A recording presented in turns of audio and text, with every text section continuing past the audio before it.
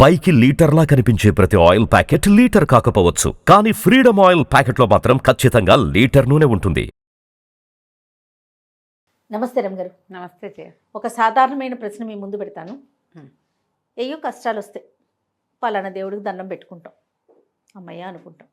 ఒక్కొక్కసారి మనం అనుకున్నది జరగకపోతుంది, దానికి కాస్త టైం కావాలి. నిజం చెప్పాలంటే వెంటనే దేవుడిని మార్చేస్తాం.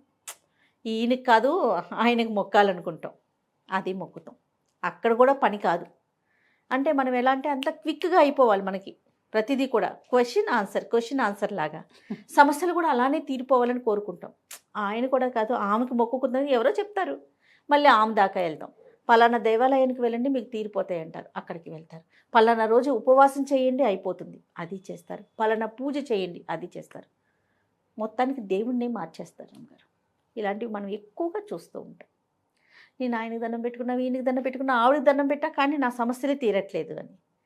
అసలు కష్టం వచ్చినప్పుడు ఎలా గట్టిగా ఉండాలి, దిటువుగా ఉండాలి, ఏం చేయాలి? ఇది సాధారణమైన ప్రశ్న జయ. నువ్వు అన్నది కరెక్ట్, చాలా సాధారణం. ఇప్పుడు మనం ఏ జాతకమో చదవాయిస్తాం ఎవరో ఒకళ్ళ దగ్గరికి వెళ్ళి, మీకు రాహులో తేడా ఉంది, దుర్గాదేవికి చేసుకోండి అని చెప్తారు. దుర్గాదేవికి చేసుకోండి అంటే నువ్వు రోజు పెట్టుకునే వెంకటేశ్వర స్వామికి వెంకన్నకి జయ బాలాజీ అంటాము, గోవిందా గోవిందా మానేయమని కాదు.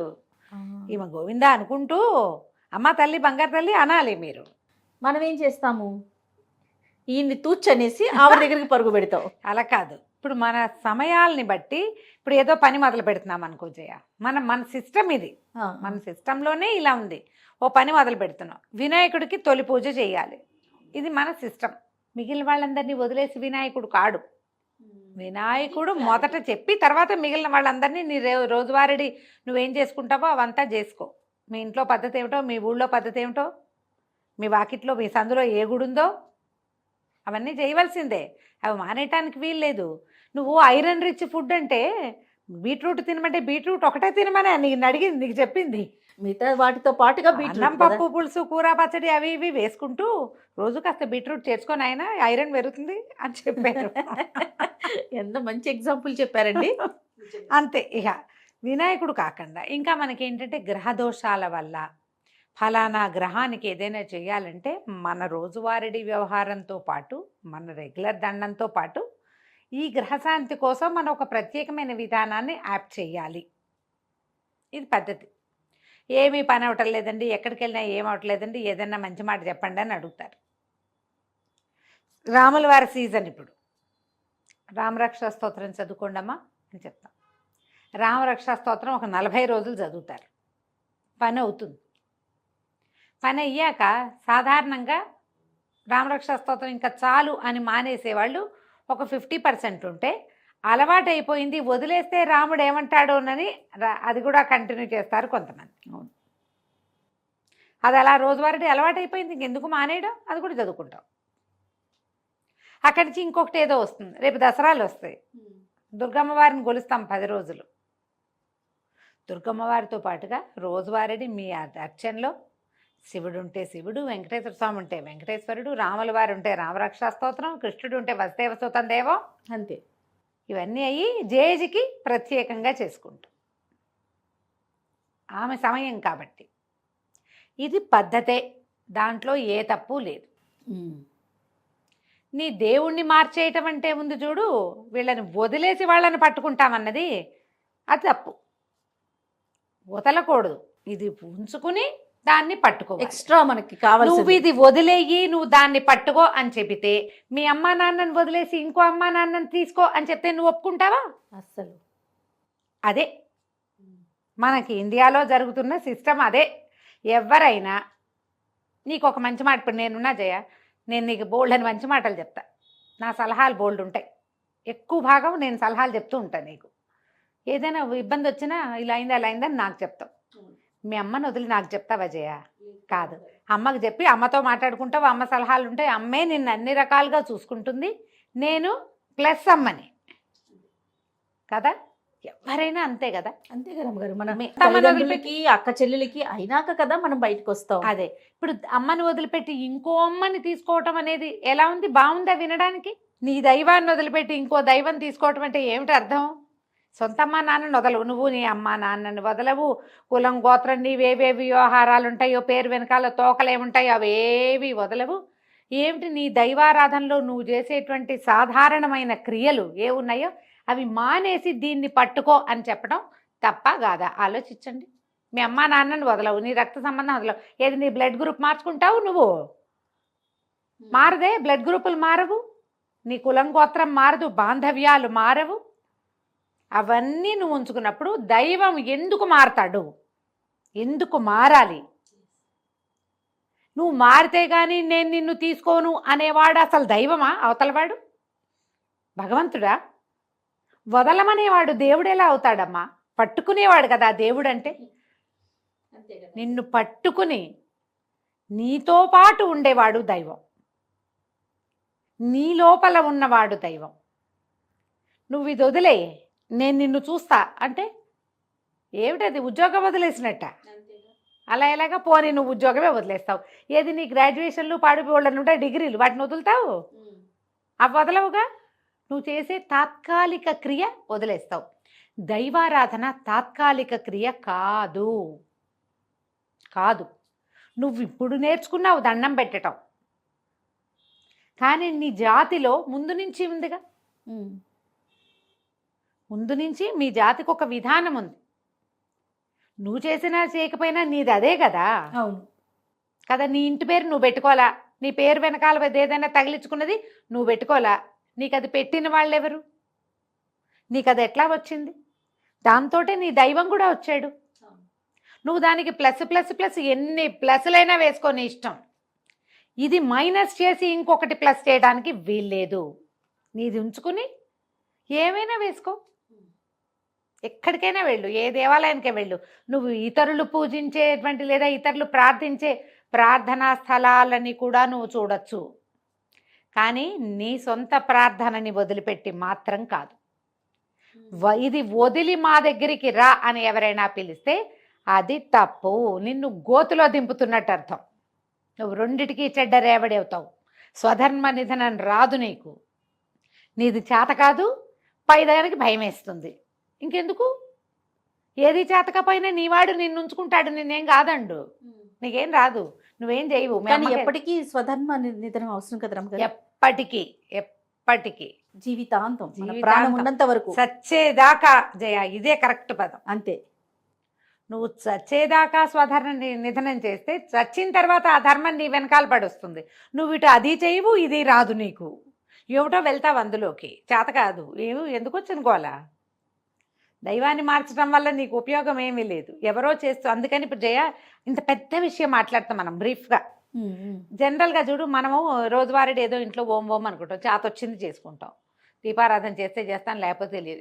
ఎవరి పద్ధతి ప్రకారం మా ఇళ్లలో విపరీతంగా చేసుకుంటాం. మా ఇంట్లో కూడా చేతకాని వాళ్ళు కొంతమంది ఉంటారు, కానీ భయం ఉండదు, మనకు తెలుసు.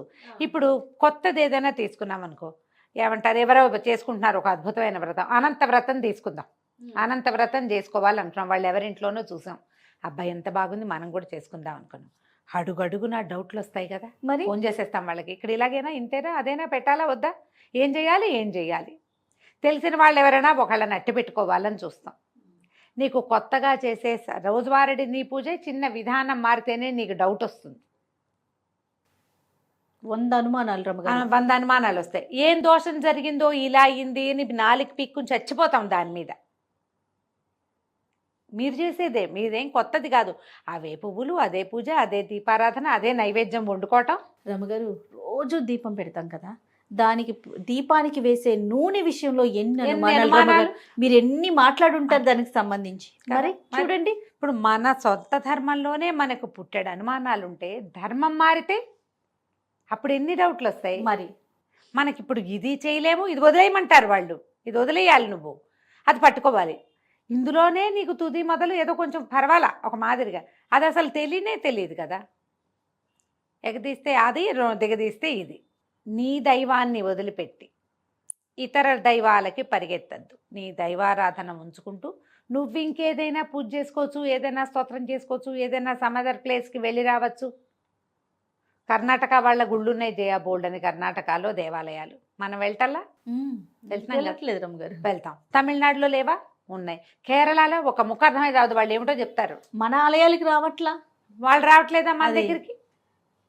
ఇప్పుడు మన ఆరాధనతో పాటుగా ఇది కూడా మనం చేస్తున్నాం. మానేసి చేద్దామన్న ఆలోచన మాత్రం చేయకండి, అది పొరపాటు. నేను చెప్పా కదా, మీరు రెండిటికి చెడతారు. ఆ రెండిటికి చెడ్డ రేవడిగా అవ్వద్దు. అంతే. మన ధర్మాన్ని మనం నిలబెట్టుకునే ప్రయత్నం చేద్దాం. దీంట్లో భాగం మనం ఎన్నైనా చేసుకోవచ్చు. పూజ పెద్దగా ఏం రాదు, ఏదో ఓం అంటాం వచ్చు, దీపారాధన చేయటం వచ్చు, చేసుకో. దీపారాధన రాదు నీకు, అలవాటు లేదు, మా ఇంట్లో అలవాటు లేదు, ఏం పర్వాలేదు, ఒక అగరబత్తి వెలిగించు, దాన్ని పెద్ద కష్టం కాదుగా. దానికి ఎన్ని ఒత్తులు వేయాలి, ముందుకు వేయాలా, దేవుడికి పెట్టాలా, దీపం నాకు పెట్టాలా, ఈ గోల లేదు కదా. ధూపం గాలి ఎటుంటే అటు వెళ్తుంది, అంతే కదా. ఇలా ఆలోచించండి. పెద్దవి ఏదో చేసేస్తే కానీ కష్టాలు తీరవు అని అనుకోవద్దమ్మా, అది పొరపాటు. అదేదో చేస్తేనే మీ కష్టాలు తీరుతుంది, దీన్ని 108 సార్లు చేయండి, దాన్ని 16 చేయండి, దాన్ని 36 సార్లు చేయండి, ఇవన్నిటికీ ఎందుకమ్మా వెళ్తారు? అవేవో ఇచ్చేసేయాలి, నీ మెళ్ళో తీసి ఇచ్చేసేయి, ప్రాణం తీసి ఇచ్చేసేయి. ఏ భగవంతుడు ఏ దైవము అలా అడగడు. భగవంతుడికి కావాల్సింది నీ ఆస్థ, నీ శ్రద్ధ, నీ వినయం, సహాయం చేసే నీ గుణం, నీ తోటి మానవుడిని మనిషిగా గుర్తించే నీ లక్షణం కావాలి దేవుడికి. ఇవి లేకపోతే నువ్వు ప్రార్థన చెయ్యి, పరిగెత్తు, ఏమీ ప్రయోజనం లేదు. వాటి వల్ల ఏం జరగదు. పెద్ద పెద్దవి పెట్టుకోవద్దు. మీకు అలవాటైంది ఏదో రోజువారీ చేసుకుంటారు, ఏవో పెద్ద ఇబ్బంది ఉంది. సింపుల్గా ఒక దేవాలయ దర్శనం చేయండి. మన సందులో ఉన్నదే. ఓ ఆంజనేయ స్వామి ఉన్నాడు, ఓ పరమేశ్వరుడు ఉన్నాడు, ఒక అమ్మవారు ఉంది, ఓ రామాలయం ఉంది. ప్రదక్షిణలు చేయండి దేవాలయంలో. 3 నుంచి చేయొచ్చు కదా, 3 చేయొచ్చు, 9 చేయొచ్చు, 11 చేయొచ్చు, 40 చేయొచ్చు, 108 చేయొచ్చు. మీ ఓపిక, మీ శక్తి. నియమం తప్పకుండా చేస్తే ఏదైనా ఫలితాన్ని ఇస్తుంది. ఏ సమస్యకైనా సమాధానం ఉంటుంది. ఇవాళ రాకపోతే రేపు, రేపు రాకపోతే ఎల్లుండి వస్తుంది. విధి నాడు కనపడిన చంద్రుడు తదినాడు తనంతట తనే కనిపిస్తాడు. ఇవాళ లేడు, అమావాస్య నాడు అసలు లేడు, పాడ్యం నాడు కనపడ్డు, విధి నాడు లేడు, తదినాడు కనపడతాడమ్మా తప్పకుండా. ప్రతిదానికి సమాధానం ఎక్కడో ఒక చోట కాలమే సూచిస్తుంది. ఆ కాలం కోసం వేచి ఉండండి. ఆ కాలం కోసం వేచి ఉండేటప్పుడు మీరు డెస్పరేట్గా అయిపోకుండా ఉండడానికి దైవారాధనని తోడు చేసుకోండి. దానికి ఏవో పెద్దవి చేసేయాలని, ఎక్కడికో వెళ్ళాలని అనుకోవద్దు. సమీపంలో ఉన్న దేవాలయానికి వెళ్ళినా కూడా మీకు సమాధానం లభిస్తుంది. ఏదైనా పెద్ద స్తోత్రం తీసుకొని దాన్ని 108 సార్లు చదవాలి, పొద్దున సగం, మధ్యాహ్నం సగం, రాత్రి సగం చదివి ఇన్నిసార్లు చదివితేనే కానీ నాకు నిష్కృతి లేదని భావించి ఇలాంటి మాటలకి పడద్దు. ఒట్టి రామనామ, శ్రీరామ జయ రామ జయ జయ రామ అనుకున్నా, ఒట్టి శ్రీరామానే అనుకున్నా, మీకు పనిచేస్తుంది. శ్రీ అనకండి, శ్రీమాత్రే నమః అంటారు ప్రతి వాళ్ళు. ఇప్పుడు శ్రీమాత్రే, శ్రీ ఏమిటి మీ తలకాయ? అసలు శ్రీ అనేది ఒకటి ఉందా అక్షరం? అందరూనమ్మా. అమ్మో, ఇన్ఫ్లుయెన్సర్లను కూడా నేను కొన్ని ఇవి ఇన్స్టాలో చూసిందా, శ్రీమాత్రే. శ్రీ ఏమిటమ్మా? శ్రీ అంటే వాళ్ళు ఇంగ్లీష్ ఇంగ్లీష్లో SHRE ఇంగ్లీష్ ఏడుస్తున్నావా? మనం తెలుగు కాదా? తెలుగు కాదా? ఇంత పరుషంగా అనకూడదేమో. తెలుగు శ్రీమాత్రే నమః అనమా అమ్మ? శ్రీకారానికి కూడా శ్రీ పెట్టాలా చెప్పండి? అవును రమ్మగారు. ఈ శ్రీ మానేయండి అమ్మా, శ్రీరామ అనుకోండి. శ్రీ శివుడిని కూడా శివుడు అంటారు. శివుడు కాదమ్మా ఆయన, శివుడు కూడా కాదు. సి కాదు, షీ కాదు, సి. మెలికిసా కదా, మెలికసా కదా. ఆ మెలికసాని శాగా పలకండి. మీరు శ్రీమాత్రే నమః అంటే మీ శ్రీమాత మీ దగ్గరికి రాదమ్మా, అర్థం చేసుకోండి. ఎందుకంటే శ్రీమాత అనే ఆవిడ లేదు అసలు, ఉన్నది శ్రీమాతే, శ్రీ. ఆ శ్రీకారాన్ని సరిగ్గా పలకండి, ఒట్టిగా చెప్పుకోండి. ఎక్కువ సార్లు చేయండి అమ్మా. సాధ్యమైనంత మౌనాన్ని పాటించండి, భగవద్ ధ్యానం చేసుకోండి, భగవంతుణ్ణి వేడుకునే విధానాన్ని అవలంబించండి. కానీ మార్చే విధానానికి మాత్రం వెళ్ళొద్దు. ఓకే, మీరు మార్చిన స్వధర్మాన్ని విడిచి మాత్రం కాదు, అర్థం చేసుకోండి. చాలా బాగా. నమస్తే రమ్మగారు. నమస్తే చేయండి.